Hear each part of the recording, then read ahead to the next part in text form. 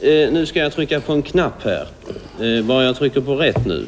Och så ska jag säga att i rymdålderns skola är det ju ganska naturligt att de modernaste hjälpmedlen kommer uppifrån. Som till exempel denna hissograf. Och den ska vi nog stanna där, tror jag. Så blir det lagom för Kerstin att komma fram till mig och hämta en sax. Med den ska du klippa av de trådar i vilka de föremål hänger som du tror svarar till de danska namn jag ska räkna upp här. Nu hoppas jag att ni inte gör allt för genanta fel i den här lilla leken. Ni får klippa tills ni stupar, så att säga, tills ni missar och tar fel. Vi börjar med clips. Det passar ju bra när du är en sax och sådär. Det är gem, va? Det måste vara i någon ask här. Där. Det var skickligt. Det betyder gem. Det är alldeles riktigt. Så kan vi ta snår. Ja, det låter otäckt, men jag tror att det är ett snöre. Ja, det är det. Det här, va? I danska öron låter det inte alls otäckt. Nej. Fottöj. Fottöj. Fot... Ja, vill du? Antingen såna eller såna. Ja, du får nöja dig med ett av dem. Jag tar dem då. Du tar dem, och det gör du rätt i. Ja, det är det. Ja. Skulle du vilja...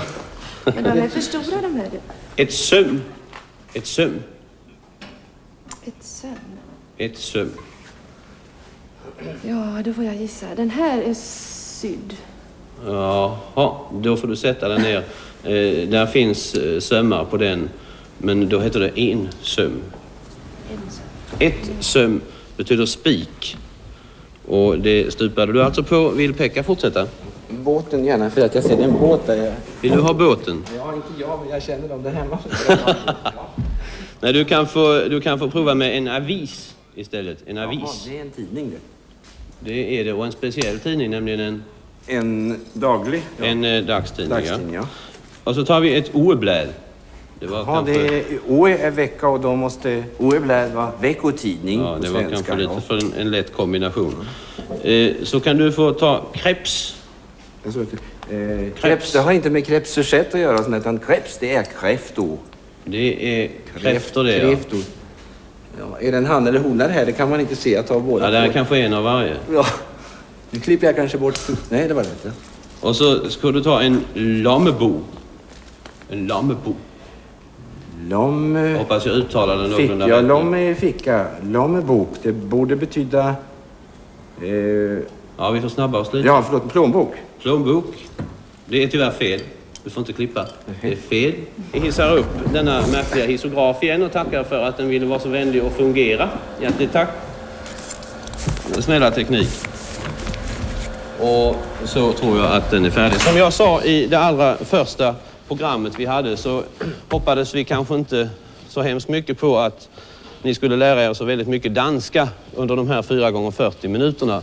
Vi ville framförallt popularisera danskan lite grann och försöka övertyga er om att danskan är ett språk som går att lära sig, även om det kostar lite ansträngning.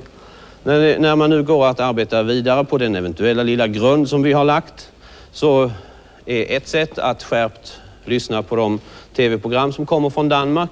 Jag tycker bäst om programmet på Köpenhamn, för jag tycker att danskar är så trevliga. Är danskar mer humoristiska än svenskar? Nej, det är alltså. Svenskarna är nog lite mer sådan stilige.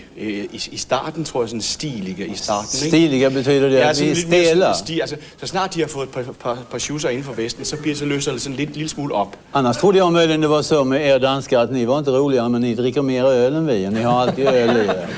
Att det var det Danskerne drikker mere end svenskerne. Öl. Öl. Ja, måske nok lidt. Det är ju fordi vi har gott öl i Danmark. Jaha. Det där med lätt öl, det känner vi överhuvudtaget. Och du menar, då har vi bättre sprit i Sverige eftersom vi dricker mer? Ja, det har du da rätt i. Det ser man. Men är det inte så att, vad säger Søren, är ni roligare i Danmark? Är ni morsommare? Nej, jeg tror bare, at danskere har mere forstand på det. Det var for eksempel derfor, de sendte os til Østen, ikke, for at komme af med os. Ja. Nej, det ved jeg ikke. Altså, jeg må ærligt indrømme, at jeg kender ikke så meget til svensk humor, eller heller ikke særlig meget til dansk humor. Jeg griner bare af det, jeg selv synes er morsomt. Ja. Vad Lill, tror du det är någon skillnad på Sverige och Danmark när det gäller humor? Vad säger Lill? Ja, nej, jag vet inte faktiskt. Hur kan det vara att du har lärt dig danska så bra? Jag var mycket i Danmark när jag var liten, på somrarna. Och barn lär sig mycket fort. Ja, och du har inte glömt det? Nej, Är du ofta där igen och repeterar? Inte att repetera, men jag är där. Nej, men jag menar att repetera språket? Ja. Det gör du gärna. Skulle du våga ställa upp i en dansk pjäs? Ja, det skulle jag. Skulle ni kunna tänka er att spela i Sverige? I det hele taget, ja. Altså, jeg synes i det hele taget, det er fuldstændig vanvittigt, at der ikke er en meget større udveksling. Jeg mener i disse EF-tider, hvor vi jo desværre er røget med sydpå, så må man sige, at det er fuldstændig vanvittigt, at vi taler jo næsten samme sprog. Vi har den samme religion, vi har den samme kulturbaggrund. Vi har sågar været det samme land engang. Derfor er det jo fuldstændig åndssvagt, at vi ikke også rent kulturelt dyrker hinanden en lille smule mere, ikke? Men du, selvfølgelig, jag kunne da godt tænke mig at spille både i Sverige og Norge. Men, och du vet da sagtens skulle klara dig i Danmark också, selvfølgelig. Men det måste ju vara någonstans ett allvarligt knep med språket i alla fall. Därför att vi ser ju på er humorister till exempel. De svenska humorister som slår i Danmark är ju väldigt få. Hasse och Tage har aldrig framträtt i något större sammanhang. Povel Ramel inte heller. Martin Ljung. Eva Rydberg och Östen Warnerbring är nästan de enda som kontinuerligt framträder. Och det är ju inte så väldigt vanligt med danskar i Sverige heller. Där vi har haft Eddie Skoll och vi har haft Victor Borge och vi har haft några till. Men språket är tydligen i alla fall ett hinder. Ja, jeg ved ikke, hvad det skyldes. Altså, nu er det klart, fordi rent fagmæssigt, så kender jeg dog en del svenske komikere. Altså, nogle af de sjoveste, synes jeg, er Magnus og Brasse. Det synes jeg, det er utroligt sjove. Og ja, altså, hvis man tog initiativ til, måske at parre en lille bit smule mere, og lavede for eksempel en fælles, der har mange gange været planer om at lave en stor fælles nordisk revy. En nordisk revy? Ja, den har været praktiseret et par gange, men det er ikke rigtig lykkedes. Då gör vi det nu. Då sätter vi igång. Det gør vi. Ja. Men jeg tror, hvis jeg må sige lige et lille ting til, jeg tror, det er vigtigt, at først når man har accepteret, at der er en skillnad, først der kan man så begynde at lave, fordi der er en skillnad, stor eller lille. Vad är det man skrattar åt i Sverige, i Danmark, när det gäller Sverige? Vad är det man skrattar åt? Ja?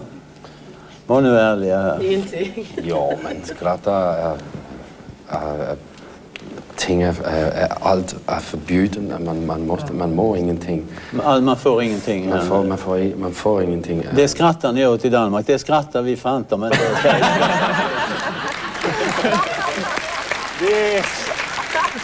Det var höjden av skadeglädje, tycker jag. Det var ikke min som hvad kalder du det? Skadefro? Skadeglädje, ja. Skadeglädje. Nej, det var ikke min sådan. Nej. Men är det någonting annat? Någonting speciellt som man skrattar? Ja, så griner vi også af, at Sverige er det nok det eneste land i verden, der har et højere skattetryk. Det morer vi os også over.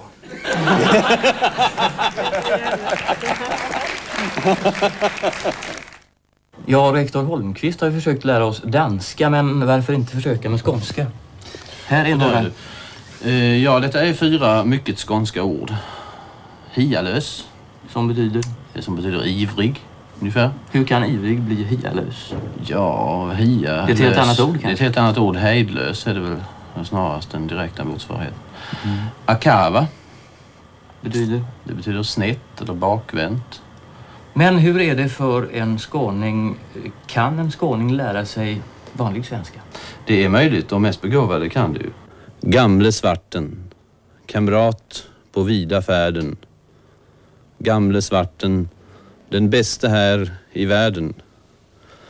När din vandringsfärd är över väntar gröna ängars klöver på dig, min käre gamle häst. Jag har upplevt att i nästan alla program som du har gjort, Bialit, Här har ditt liv, dina utforskningar och så vidare och USA-resor, så vill du blanda underhållning med någonting. Ja, du vill lära ut någonting. Jo. Är du en folkbildare? Ja.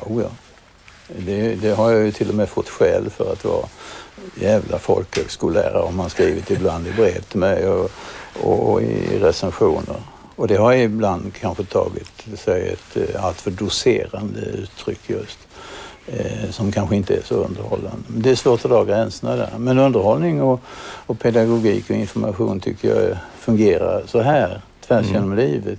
Nu skulle jag ha skolbetyget och jag visste ju ingenting. Jag var ju alldeles som en kalv förstås. Men det är säkert. Vi är på museet i Höganäs, ett förträffligt museum där man utöver all keramik som man har nu också har haft Alma Örströms tavlor hängande. För en gång skulle nästan allihopa, 83 stycken finns det här. Berättande i färg och form om gamla tider som för länge sedan är försvunna. Om seder och bruk som vi tack vare dig kan få lite bättre begrepp om, Alma. Berätta helt kort om ditt liv. När föddes du? Jag föddes den 7 november 1897. I Regn. I Regn som ligger i sydvästraste Skåne, i kan man säga. sydvästra Skåne, ja. Det är en av landets bördigaste platser. Och det finns tavlor här som berättar om hur byn såg ut och om hur ditt barndomshem såg ut. Var din far lantbrukare? Min far var egentligen byggmästare, men så hade vi ett litet lantbruk på 3-4 ton land med en ko som min syster och mor och jag vi liksom skötte. Var det så att alla var lantbrukare som bodde där nere, mer eller mindre? I det lilla samhället det kallas för Rengsand. Där var bara en stor lantbrukare. Alla de andra var så kallade husare. Men de hade lantbruken Men då? de hade ändå ett halvt ton land jord och det satt de och försörjde sig på.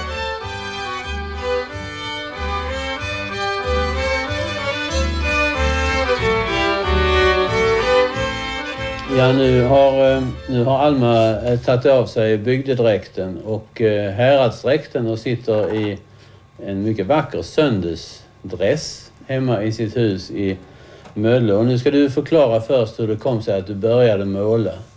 Hade du drömt om det länge?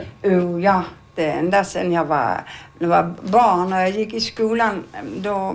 Jag vill säga att jag utmärkte mig absolut inte något när jag gick i skolan. För jag fick visserligen med nöje godkänd, men jag tror inte det var med stort nöje läraren han gjorde det. För det var bara raka strikt man skulle sitta och rita och det var inte alls lov för mig. Men däremot så ritade jag mycket med kläder. Jag har alltid varit väldigt intresserad av kläder. Jag började sy kläder till mig innan jag började skolan. Ja, det liknar ju naturligtvis ingenting, men det var ju i alla fall så jag hade lust för det. Och så hade jag ju dockor och det var ju väldigt beryktade där nere bland barnen för de var så finklädda mina dockor. Jaha. Och man gick på biograf någon gång i Malmö och så det så här filmdivorna, så försökte jag alltid att göra likadana kläder till min syster och mig som de jag sydde själv. Och det är ju en slags konst det också, att kunna sy. Men själva måleriet det här, när började det? Ja, det första gången jag gjorde någonting, det var faktiskt 2 stycken rullgardiner här. För jag tyckte det såg så tråkigt ut och det gjorde jag. Men det var i alla fall lite färg. Ja. Och så var det 1942. Då hade jag blivit änka. Och då var det ju frågan om att hyra ut så mycket som möjligt. Och då flyttade vi ner i källaren, jag och mina barn. Och då tyckte jag att jag skulle måla omkring spisen med kimrök. Man hade svart pulver man köpte. Så måla över en fyrkant över spisen. Och så tappade jag ett par droppar och det tyckte jag det liknade en fisk. Och då tänkte jag, ja men då skulle jag kunna göra en fisk då. Och så byggde på så det blev en hel tavla runt spisen. Den hänger där nere. Ja. Och sen så har jag en soffa motsatta väggen och så tyckte jag dörren var så tråkig. Tänk, kunde jag måla omkring spisen kanske. Jag kan måla på dörren också. Och jag hade ingen aning om färger. Jag hade blå, så man fanns någonting i kakor som var blått som man hade när man sköljde vit tvätt den sista gången. Så det blev blåaktigt. Det hade jag till himmel och zinkvitt och gulocker och brun skokräm och kimrök och allt möjligt jag blandade ihop. Och ja, jag njöt själv av. Jag tyckte jag tittade ut genom dörren på mitt barndomshem. Det var den dörren vi hade med 1973 i ett tv-program här från Möllen. Ja. Och sen har det blivit även här på möblerna. Ja. Här uppe har du också målat. Ja, jag tyckte det att det var 3 tomma speglar. Så tyckte jag det att... Och sen blev det också tavlor. Ja, och sen så förstod jag ju att jag hade ärvt min mors stora färgsinne. För hon hade ett enastående färgsinne. Och det har jag inte förstått förrän jag blev utgammal. Men jag kan ju minns som barn, jag var inte med 7-8 år, man skulle tvunget gå med föräldrarna i kyrkan. Jag hörde aldrig vad prästen sa, nej det gjorde jag inte. Men jag satt och tittade på vad de hade på sig och jag kunde tycka att det var inte vackert med den färgen till det. Att hon har en sådan hatt i den färgen. Men det var ju, hade det varit nu då då skulle jag blivit modetecknerska för jag har alltid tyckt om att rita kläder. När du säger att din mor var konstfärdig och hade färgsinne, är det som återspeglas i de vackra trasmattorna i nästan alla dina det är det. Och där ser man ju trasmattor. Ja. Och också att hon har färgsinne för vad som ska finnas på väggarna. Ja, just det ja. För det var ett helt kapitel när de skulle välja tapeter. Men, och det var ju så roligt med dessa trasmattor. Sedan när de var vävda och de låg på golvet och de långa vinterkvällarna kunde man sitta och titta. Där var den klänningen, den hade jag på den examen. Och där var den klänningen, den hade jag på min första bal i Vellinge i Skivargård. Ja. Man kan i dina tavlor lätt följa årets rytm. Vi har ju på väggarna i Höganäs museum då hittat till exempel hur man spred gödsel tidigt på våren och hur man rimligtvis på vintern då, som vi sa, tapetserade väggar när man var lediga från utomhusbruket. Och så kom videt. Sov du lilla videung heter ju en underbar tavla av där du har en liten groda längst ner. Har den någon speciell betydelse? Nej, jag tyckte alltid de var söta, de där grodorna, så tyckte jag de passade där.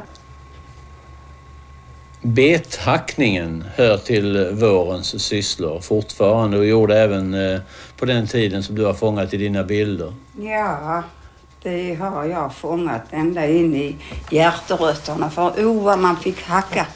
Skulle först hacka, sen skulle man gallra dem, sen skulle man hacka dem en gång till. Hur stort avstånd skulle det vara mellan plantorna? Ja, så här ungefär. 20 centimeter? Ja, det skulle jag tro. 20 centimeter. Mors dag, är det din egen mor man ser på bilden eller? Nej, det är det inte. Det är en gammal gumma där, som jag har känt där nerifrån. Det började någon gång på början av 20-talet tror jag. Det kom från Amerika den idén har jag för mig. Ja, allt kommer från Amerika. Det gör det.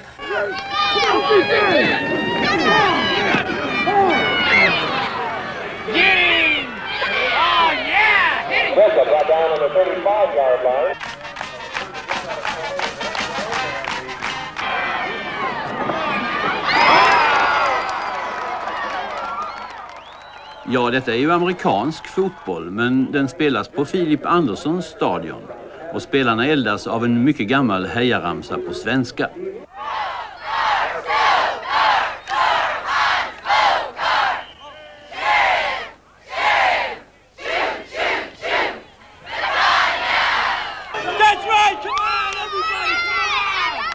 Rockar, stockar, Tor och hans bockar.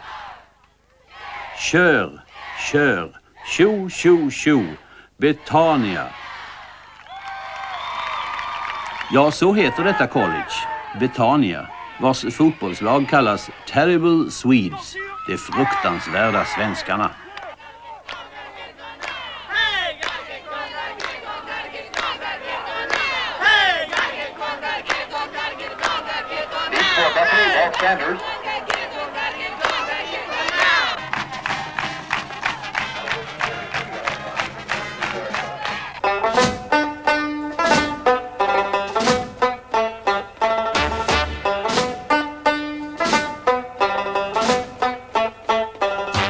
Vi befinner oss på den plats i USA som jag inte tvekar att kalla den svenskaste av alla. Och den ligger inte i öster och inte i väster. Den ligger inte heller i Minnesota och Illinois, utan alldeles mitt i USA och mitt i delstaten Kansas. Just det. Välkomna till Lindsborg i Kansas, som i mer än 100 år har kallats Little Sweden, eller Lilla Sverige, och som är ovanligt väl försedd med en i USA mycket populär svensk symbol.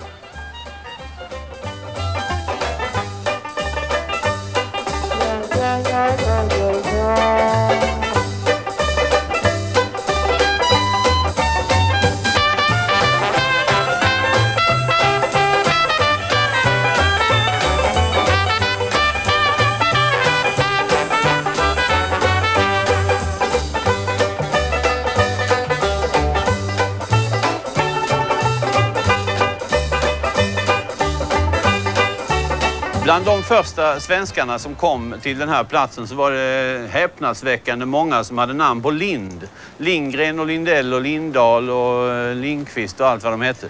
Och därför var det ganska naturligt att man, när man 1869 skulle döpa stan, gav den namnet Lindsborg.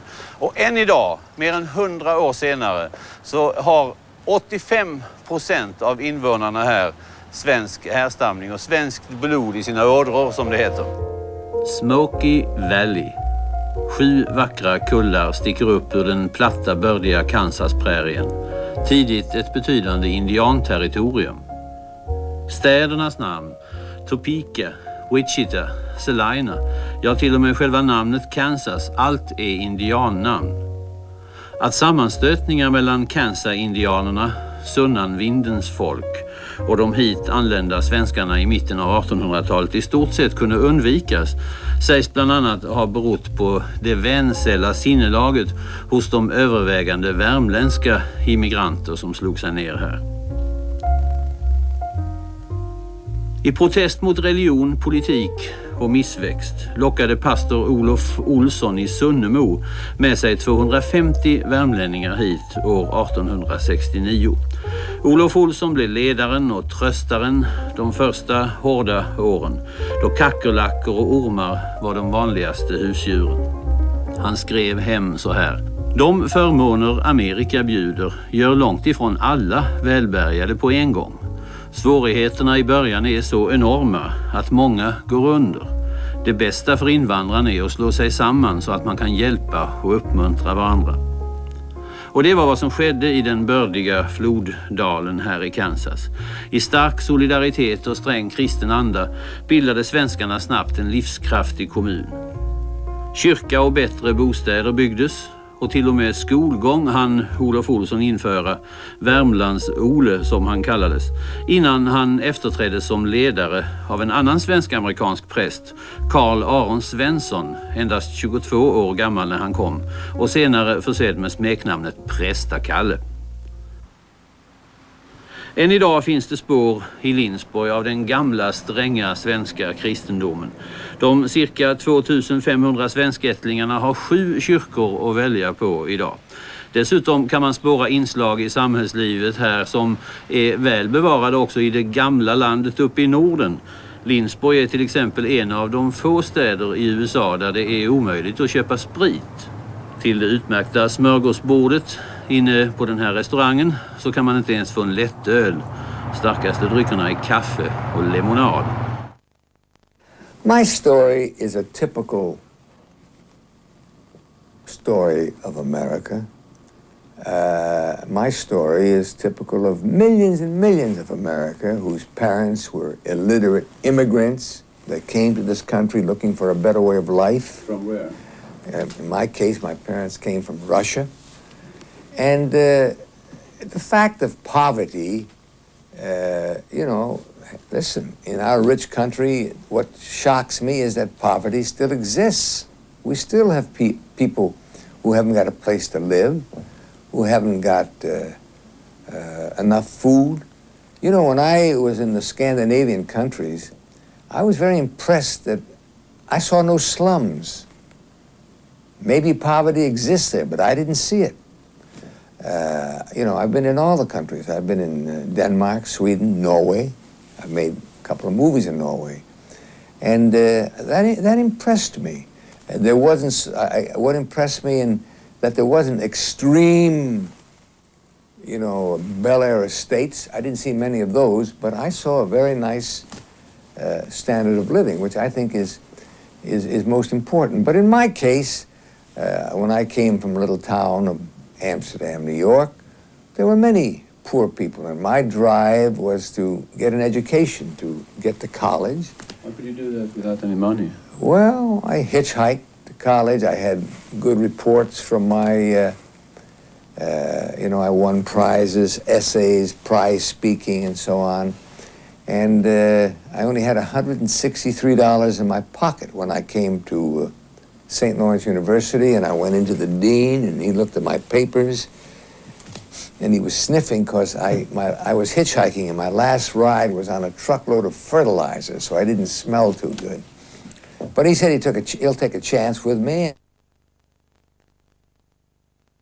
Your father was an immigrant from Poland, and he never learned to read or write because he only spent a couple of months in school, I understand. Yeah.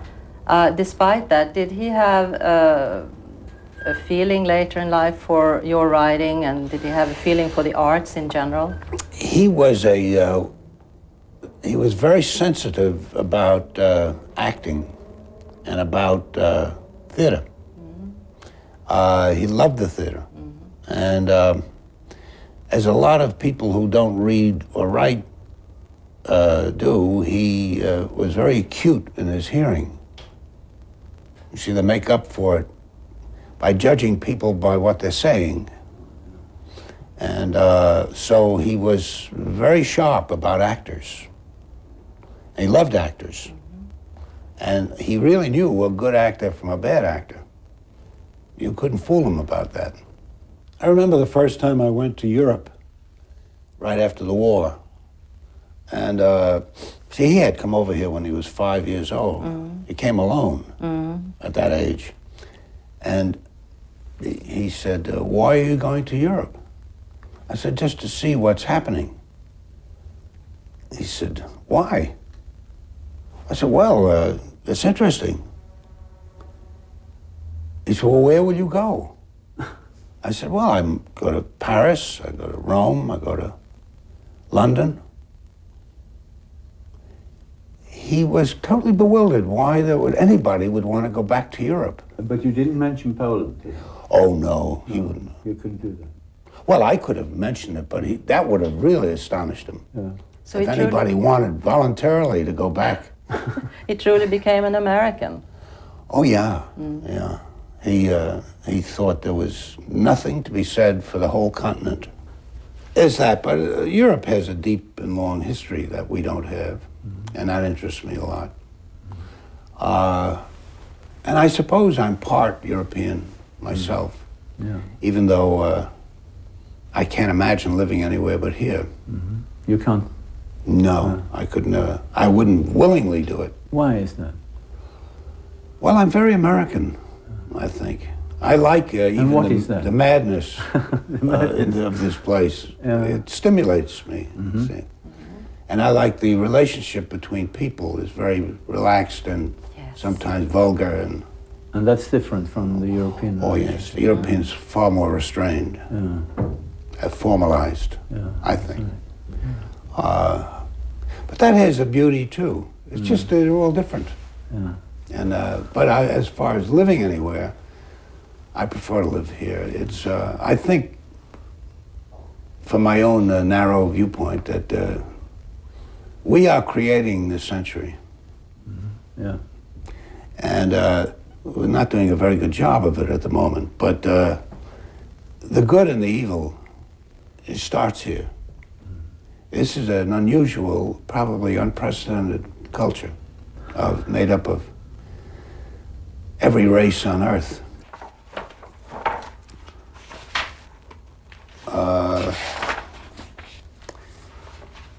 Well, this is the last paragraph of the book.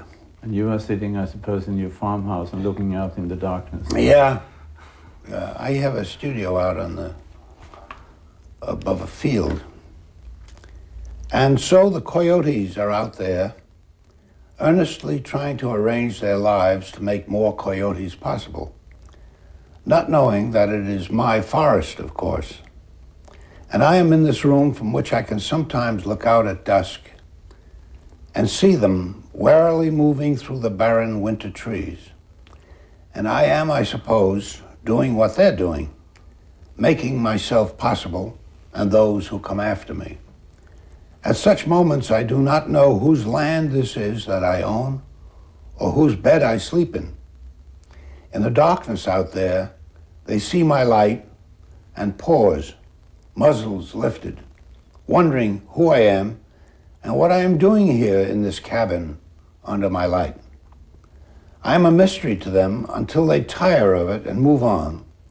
But the truth, the first truth probably, is that we are all connected, watching one another, even the trees. We would like you to read some excerpts from your 3 novels. We have picked them out. We have done it ourselves. If you have the time, I'll read the entire novels.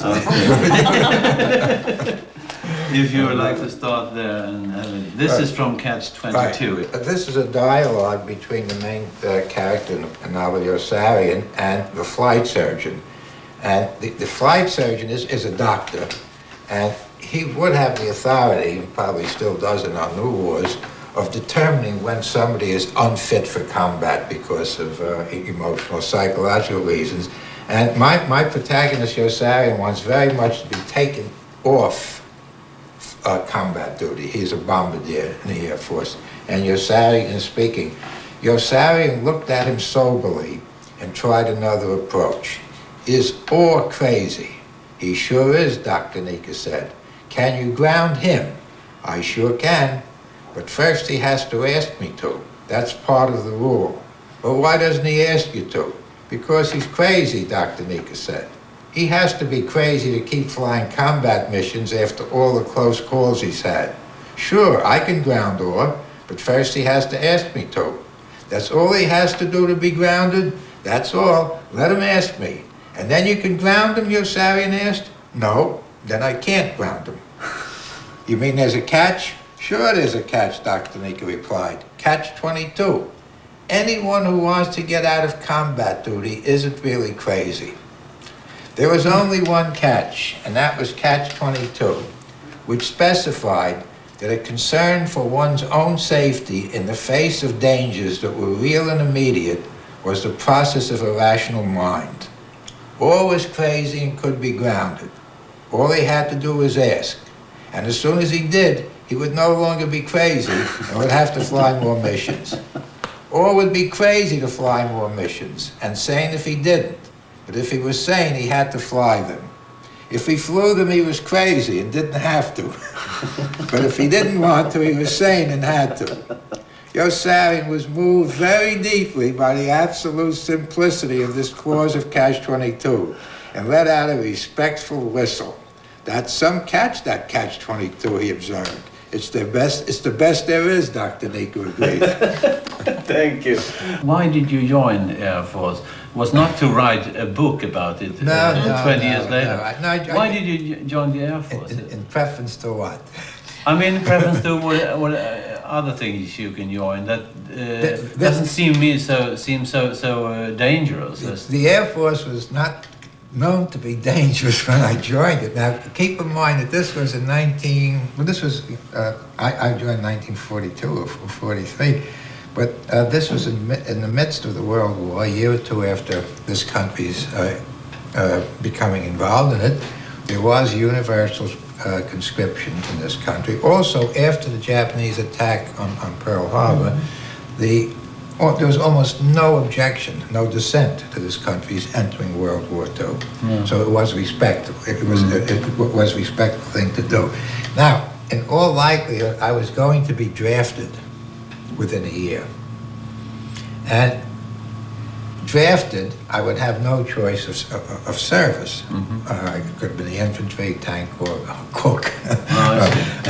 But by enlisting, I was allowed to choose the branch of service. And the Air Corps seemed to be the most glamorous. Mm-hmm. Was probably not as dangerous as people in tanks, or as airborne troops, or as infantry, or Marines. It seemed to be adventurous. And also, it was known that people in the Air Corps lived better in terms of accommodations and food, which was very important to me then and still is, than foot soldiers. The Air Force at that time was part of the U.S. Army, and it did have an appeal. And by enlisting, when I did, which was about, I say, 6 or 8 months or 12 months sooner, I was able to choose the Air Corps. Well, it was interesting to hear. Yeah, well, you know, I still think to myself as a young man, until I got to talk to college students, who have absolutely no conception of American history in the time of World War II. Their assumption is that World War II and America's involvement in it was morally no different than the Vietnam War or the Korean War or the invasion of Grenada. And they can't understand, because it's outside their experience, the unique situation of what World War II was for most of the Western world, and particularly for the United States. I've hit upon the theory, which nobody's contradicted. It was unique in the history of this country. It's the only war this country ever fought that had the support of the population, including the Revolutionary War. The war of independence against England had whole masses of the population who were opposed to it. Now you have a big experience that people miss today, fortunately. Yeah.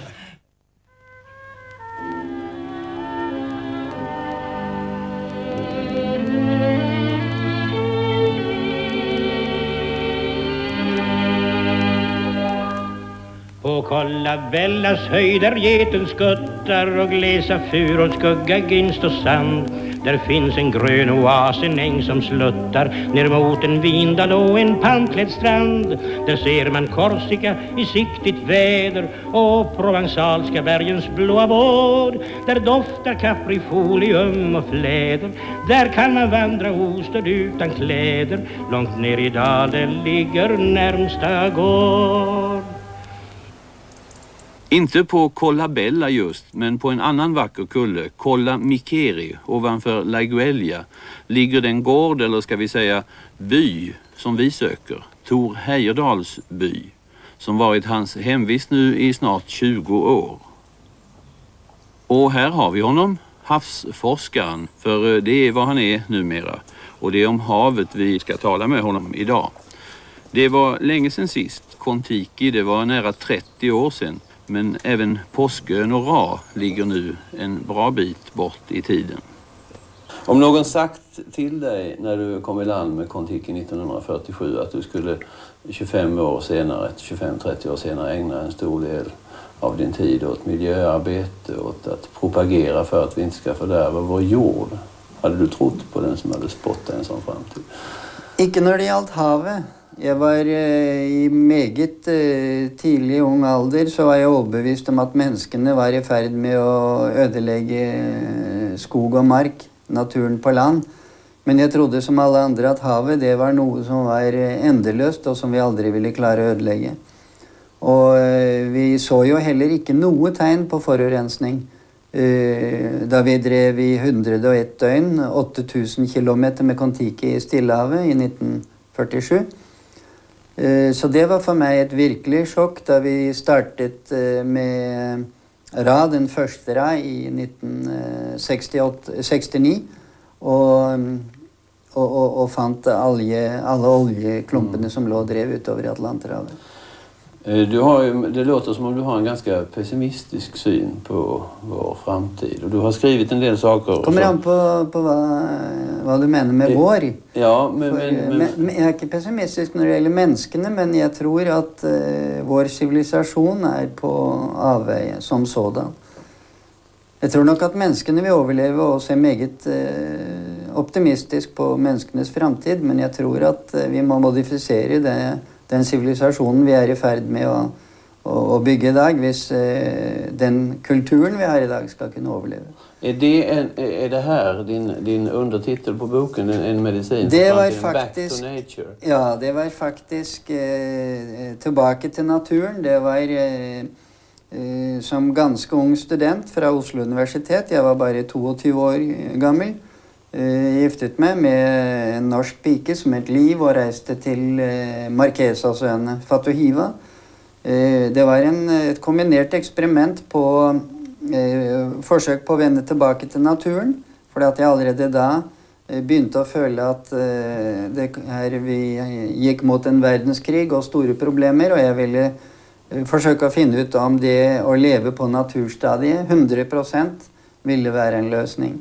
Samtidig så var det i samarbeid med Oslo universitet at jeg skulle gjøre biologiske studier på en isolert oceanisk øy.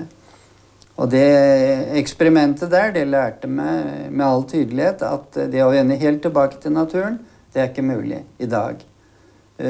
Både på grunn av at moderne mennesker ikke er det våre tidligste forfedre var, og naturen er heller ikke det den var. Om vi då inte helt kan vända tillbaka till naturen, vad kom ni då fram till för resultat när det gäller civilisationens framtid? Det vi følte veldig sterkt efter å ha bodd et år som stenaldermenneske, vi hadde bare en stor machetekniv og en gryte. Ellers så hadde vi hadde ikke medisiner, vi hadde ikke tennstikker, vi hadde ingen av sivilisasjonens goder, de hadde vi forlatt sammen med de sivilisasjonens ånder. Men vi kom frem til at noe trenger man, og i første rekke medisin. I dag så kan ikke et sivilisert menneske overleve uten noen form for medisin. Men vi kom også frem til det at det er veldig mye av det vi regner for til daglig at mennesker må ha, som vi klarte oss akkurat like godt uten, og at vi faktisk følte oss lykkelige over den friheten og ikke være bundet av så utrolig mange eiendeler. Vi følte sterkt at vi bruker ordet fremskritt om alt som fører menneskene lenger og lenger bort fra naturen. Og det følte vi ganske sterkt at det er ikke riktig. Det er masse av det som fører oss lenger unna naturen, som man like godt kunne kalle tilbakegang. Man må forsøke å skjelne mellom de goder og de unyttige og overflødige sider sivilisasjonen bringer. Og på den måten som vi i dag bygger vår sivilisasjon, så har vi har ikke bestemt noe mål som vi går i retning av. Vi har ikke lavet noen arkitektonisk tegning av hvordan vi vil livet skal arte seg i morgendagen. Vi bare gjør nye oppfinnelser, hugger ned skog og velter ut asfalt og sement utover naturen, og regner med at det skal nok bli bra det vi en gang laver. Det mener jeg er feil. Man må planlegge fremtiden for menneskeheten som en helhet.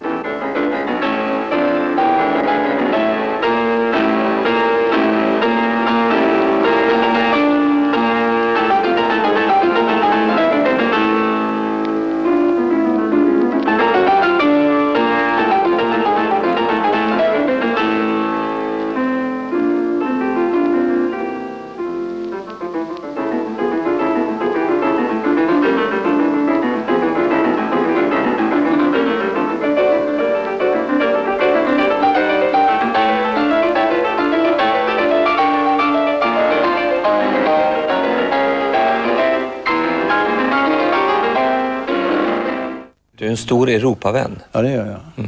Stor världsvän, Europavän och Sverigevän och Skånevän. Det går att kombinera allt det där. Ja då, det är meningen att vi ska göra det. Den här Öresundskanalen, man läser ju nu att du har haft ekonomiska besvärligheter. Ja. Hur går det? Ja, jag vet inte riktigt hur det går. Jag hoppas det går bra. Det är ju en ny idé det här.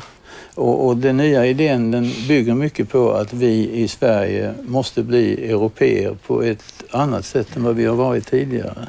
Det finns ju naturliga jättestarka regioner om vi går över gränserna. Det finns redan en Nordkalottensatsning i norr som är fantastisk, och när de får med det ryska Murmansk, när det blir avmilitariserat, så blir det en oerhört stark sektor. Och sen finns det Stockholm, Tallinn, Helsingfors, Leningrad som också blir en enormt stark grej. Och Västsverige och Sydnorge blir en annan, och vidare ner blir en fjärde.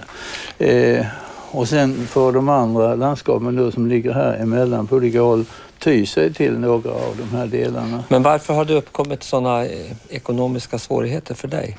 Ja, det är ju därför att jag inte gav mig till tåls, så lydde mina ekonomiska rådgivare att ha skor på fötterna av pengar. Du har satsat egna pengar? Jag har satsat hela mitt liv på det här, hela min existens. Därför att jag har också tänkt så här att om inte jag satsar, hur ska jag då kunna gå till andra och be dem satsa? Det är knasigt ekonomiskt, va? Låter hårt. Men jag menar, jag har tänkt så här, det här är en idé som jag vet har bäring i framtiden.